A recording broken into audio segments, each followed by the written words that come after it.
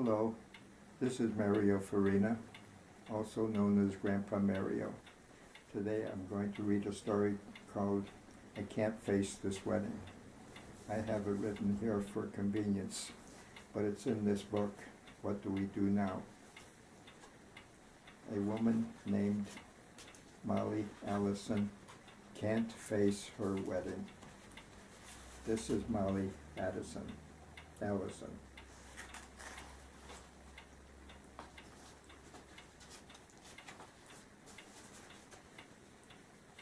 I can't face this wedding. It was a bright August afternoon, sunny and warm. David Emery was taking a walk through the park. He had completed teaching his classes at the junior college and was getting a bit of exercise before going back to the parking lot and driving home. He lived in a modest apartment in Bentonville. There was a bench at the side of the path. He saw there an attractive young woman seated on it. She was wearing a green and yellow dress. There was a white band on her head capping her auburn and brown hair. She had a white bracelet on her left arm. Something about her impelled him to continue gazing as he walked toward her. She looked up as he came nearer.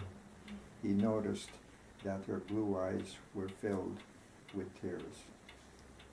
He knew that any problem the woman might be having was none of his business, and that he would have continued walking if it had been someone else.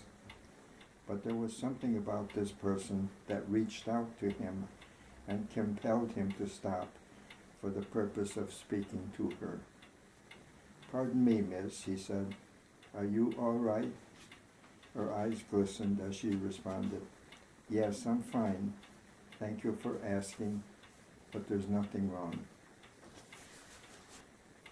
"I see tears in your eyes," he said. "Somehow they don't confirm what you've just said. Is there something I can do to help?" She looked down and did not respond. "May I sit here with you and chat for a little while? My name is David. I'm an instructor at the school." "Yes, you may, but I don't know why you would want to do that." "I know I'm being forward," he commented, "but suddenly something made me more bold than I normally am. Usually I would have resisted the urge to make this request. Today, the words came out of my mouth before I could stop them. I know what you mean about being careless with words. I suppose I'm afflicted with the same tendency as you. You're welcome to sit with me if you want to. There, I've just substantiated what I just said about being careless with words." He sat beside her, and she turned her body toward him slightly. "Were you crying just now?" he asked. "Yes, but it's not because of any major thing. I'm confronted with a problem that a lot of women would be overjoyed with." She smiled. She held out her left hand for him to see. "Do you see what my problem is?" "Not really." He took her hand in both of his and said, "I see you're engaged. Surely this must give you a happy feeling." She retracted her hand from his and placed it in her lap. His reaction to what had just happened was a combination of sadness and joy. He was sad because she was engaged and joyful because he had liked holding her hand, even if it had been for only a little while. He was 24 and had been yearning for a loving someone with whom to share his life. "I can't face this wedding," she remarked, barely louder than a whisper. "Did someone force that ring onto your finger?" he remarked, partially in jest. She smiled. "No, but I said yes without meaning to.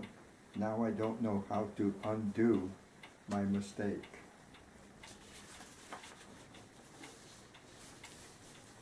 I hope you won't think I'm prying, said David, but would you mind telling me your name? Not at all. Though I've only known you for a few minutes, I believe I can trust you. My name is Molly Allison. I live a few blocks from here. I find sitting in the park comforting. I feel as you do, said David. It's as if I've known you all my life. I'm hopeful that if I make some suggestions about your problem, you won't feel that I'm butting in. Believe me, if you have any suggestions, I'll definitely welcome them. Do you see why I'm worried about my situation? Not yet. Is he a nice man? Asked David. Couldn't be nicer. Did he tell you he loves you? Yes. And did he ask you to marry him? Yes. Did you say yes? Yes.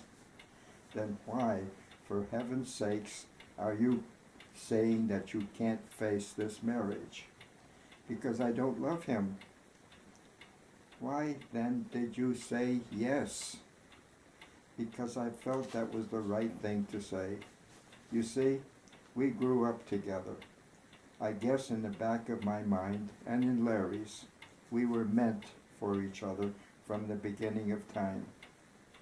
But I came to realize that this was not true. I have the highest regard for him, but don't have the feelings that I thought would be right for a marriage. Why haven't you told him this, so that you wouldn't have to face this marriage? Because I said yes without thinking. As we were saying a little while ago, I put my mouth in motion before my brain had had a chance to decide what was the right thing to say. And you think it would hurt him if you told him you wanted to cancel the engagement? That's exactly right. I feel very affectionate toward you right now, said David. You are so thoughtful and so kind. Thank you for saying that, David. I feel the same way about you. I'm going to be bold again, he said nervously. If you weren't engaged to Larry, would you be considered being engaged to me? She laughed. David, you don't know anything about me. I could be a witch and make your life miserable. I could be a spendthrift and drive you into bankruptcy. I could make you wish that you had never stopped to talk to me. Are you out of your mind? I know all I have to know about you, said David. But I do understand you don't know anything about me. You don't have to give me an answer right now. You can wait until you know me better. You said you felt as if you had known me all your life. I feel the same about you. Yes, I will wait a few days until I know you a little more. But I do believe I know how I will feel at that time. Molly's cell phone played a little tune. She retrieved it from the letter bag that was lying at her side, opened it, and said, "Hello, Larry." She listened for a few moments, then spoke again. "Yes, I've been thinking about that too." She listened again, this time for a longer time. Then she said, "I know how you feel, Larry. I thank you for what you're saying about me, dear one. I feel the same about you. We always believed that someday we would be married. My folks love you, and your folks love me. Everything seemed to be so perfect. You felt as if it was your duty to propose. Would you believe that I felt it was my duty to say the same thing? You have not hurt me at all, but I do want to tell you that I will always love you as if you were my twin. Yes, let's talk about this when I see you. Dear Larry, thank you for having had the courage to do what you just did." She closed the phone and put it back in her bag. She turned to David, who noticed that tears were flowing down her cheeks in little rivulets. Please pardon me for crying, she said. I'm so overwhelmed by Larry's kindness for what he just did. He said he had not wanted to hurt me. He said he knew he and I were meant for each other in a way that was sacred, but not as a marriage. He solved my problem about not being able to face my wedding. May I cry on your shoulder? He took her in his arms and allowed her to shed her tears to the point where they dampened the collar of his jacket. Then they looked at each other and began laughing. I love you very much, Molly, he murmured. I never before believed in love at first sight, but I do now. And I love you too, she responded. I don't have to wait any longer to know you. Just as you knew me, now, suddenly, I know all I need to know about you. Are we moving too fast, he queried. Nothing is too fast if it's right, she said. And about our wedding, he asked. How do you feel about our wedding? I can face our wedding joyously, she responded. I can face it with all my heart and with all my body and soul. That's the end of the story. Thank you for watching. Thank you for listening. I'll have another story for you tomorrow. Bye-bye.